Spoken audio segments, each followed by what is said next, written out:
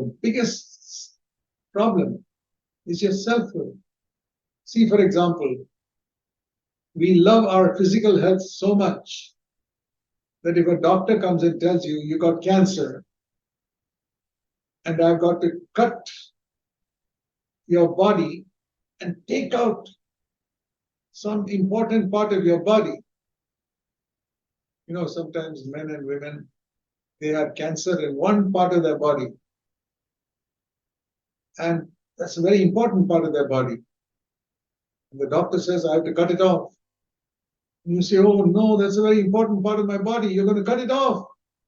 Doctor says, you got to cut it off because it's got cancer. Otherwise you'll die. Will you agree to let the doctor cut off that very important part of your body? Or would you rather die?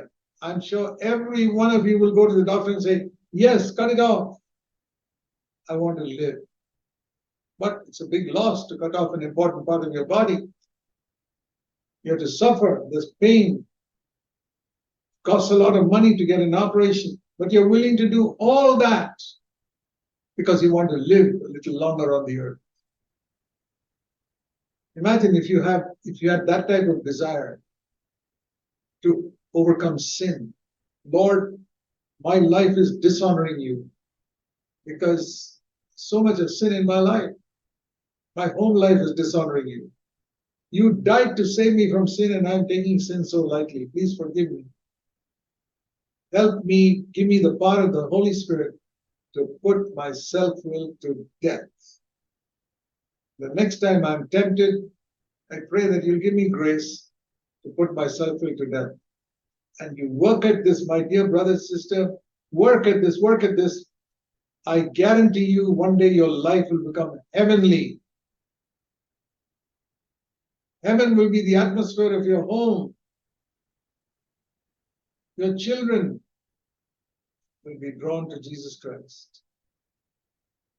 It's not just reading the Bible and having family prayer at home and all. That's very good.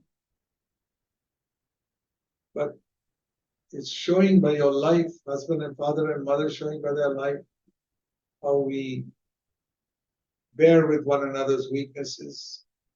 We don't yell and scream at each other. We are patient with one another, patient with our children too. So in all this, there's a self-assertiveness in us. I want to assert myself. That is how all human beings are born. You see that in a little child. That's why fathers and mothers clash with their children, because the children want to do something, they're saying they're stubborn. It's like that story of a child who the father said he was standing up for where he should have been sitting down. The father said, sit down. Maybe it was dinner table or something. Sit down, sit down. And he didn't sit down. The father said, I'm going to punish you now. Sit down. And he sat down and he said, but daddy, inside, I'm still standing up inside. What are you going to do about that? That is stubbornness. But it's only little children like that. Many wives are like that. Many husbands are like that.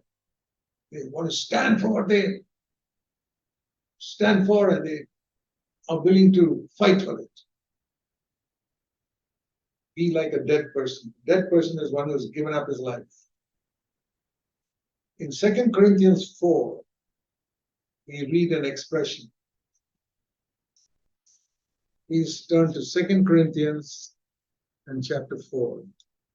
Paul is telling us the secret of how we can have the life of Jesus in us. You know, in the Old Testament, you could not have the life of Jesus. You could only have God's blessing. The Lord said, if you obey me, I will bless you. Nobody in the Old Testament could call God daddy. He was not daddy to even Abraham or Moses or David or anybody.